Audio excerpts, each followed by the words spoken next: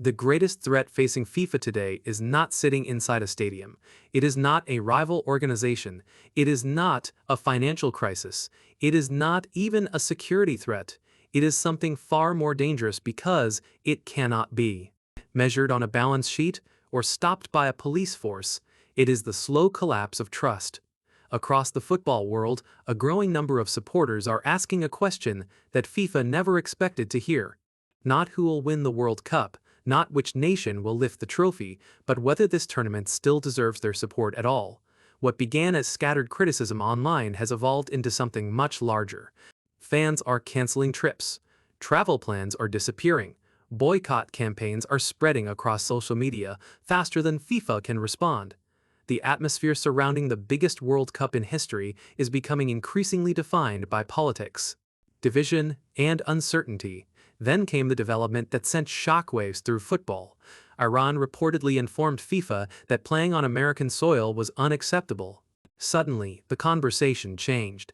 This was no longer about ticket sales or travel restrictions. It was about whether geopolitics had finally become powerful enough to disrupt football's most sacred competition.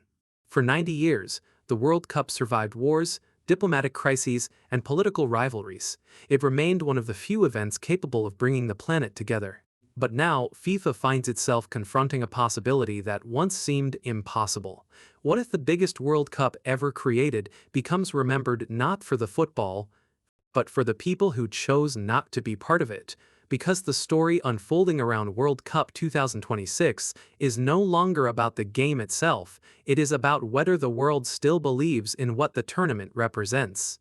For more than a decade, FIFA marketed World Cup 2026 as the future of football, bigger than Russia, bigger than Qatar, bigger than anything the sport had ever attempted before.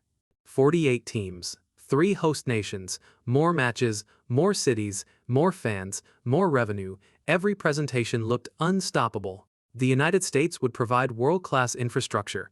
Canada would offer stability. Mexico would deliver football culture and history. Together, they were supposed to create the perfect tournament. But while FIFA focused on scale, something else was changing. The world itself was becoming more divided.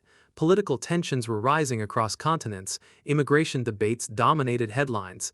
International conflicts were reshaping diplomatic relationships. Trust in institutions was falling almost everywhere, and gradually, the World Cup stopped feeling insulated from those forces. Images of FIFA officials appearing alongside powerful political figures began attracting attention. Decisions that once seemed unrelated to football suddenly became controversial. Supporters who had always viewed the World Cup as neutral territory started questioning whether neutrality still existed. That shift may sound small, but it changes everything. Because football fans do not simply buy tickets, they buy into an idea. The idea that for 1 month, the game belongs to everyone equally. Once that belief starts cracking, repairing it becomes incredibly difficult. Then the criticism stopped being theoretical, because suddenly supporters began making a decision FIFA could not control. Every World Cup faces controversy. FIFA expected criticism. What it did not expect was withdrawal. Across social media, fans began sharing a simple message. They were staying home, not because they were denied entry, not because they could not afford tickets, because they no longer wanted to participate. That distinction terrified organizers. A logistical obstacle can be solved, an emotional rejection cannot. Reports of canceled trips and abandoned travel plans started appearing across multiple countries. Supporters debated whether attending was worth the stress. Human rights organizations issued warnings. Stories about border checks and immigration enforcement circulated widely. Online videos discussing safety concerns accumulated millions of views. Whether every story reflected reality and almost stopped mattering. Perception was becoming reality, and the emotional atmosphere surrounding the tournament was changing. The World Cup is supposed to feel exciting. Anticipation should dominate every conversation. Instead, uncertainty was taking its place. For FIFA, this represented a far deeper problem than empty seats. It suggested a growing number of supporters were disconnecting emotionally from the tournament itself. Then came the moment that transformed concern into crisis. Iran. For decades, the World Cup operated under a basic assumption. Once a nation qualifies, it participates. Political disagreements happen, diplomatic tensions exist, yet the tournament continues. Reports suggesting Iran would not play matches on American soil challenged that assumption directly. Suddenly, FIFA faced a situation unlike anything it had planned for. The issue was not simply one nation, it was the precedent. Because if geopolitics could influence participation itself, then football was entering entirely new territory. FIFA's rulebook contains procedures for weather delays, security incidents, and disciplinary cases.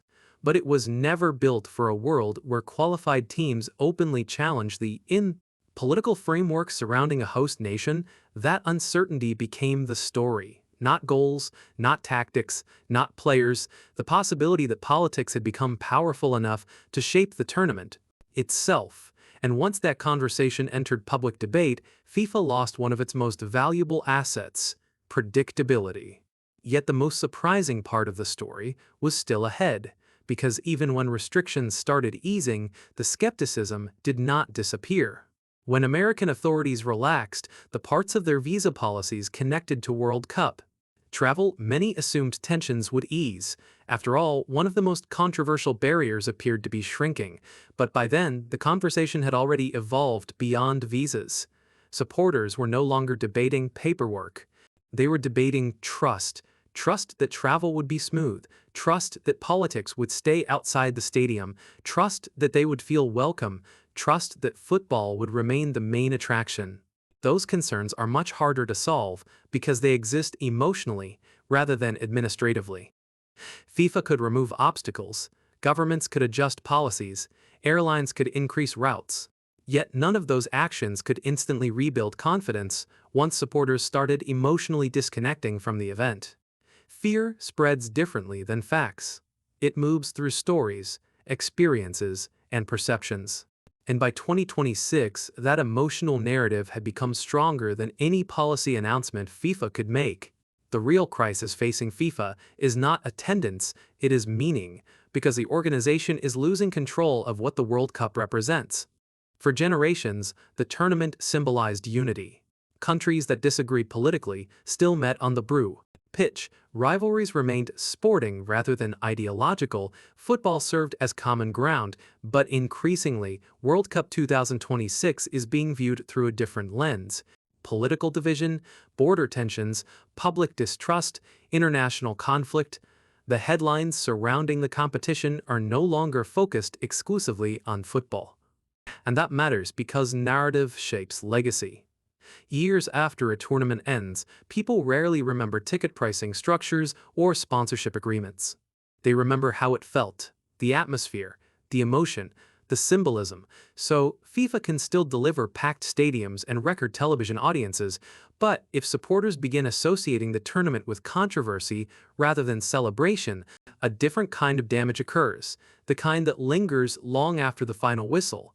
The 2026 World Cup will happen, the goals will be scored, the trophies will be lifted, billions will still watch. Football remains too powerful to disappear, but survival is not the same as success.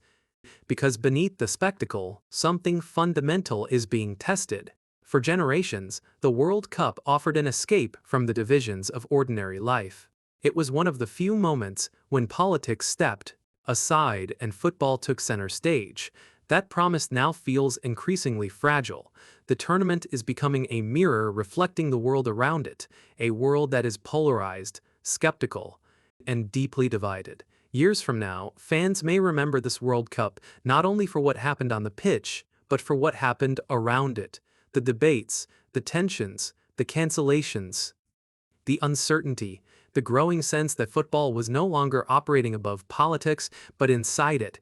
And that may be FIFA's greatest fear. Not that people stop watching, but that they stop believing. Because stadiums can be built, sponsors can be found, broadcast deals can be signed, yet belief cannot be manufactured. It has to be earned, and if supporters begin questioning whether the World Cup still belongs to them, then football's biggest tournament faces a challenge more dangerous than any boycott, a crisis of legitimacy, a crisis of trust, and ultimately, a crisis of faith.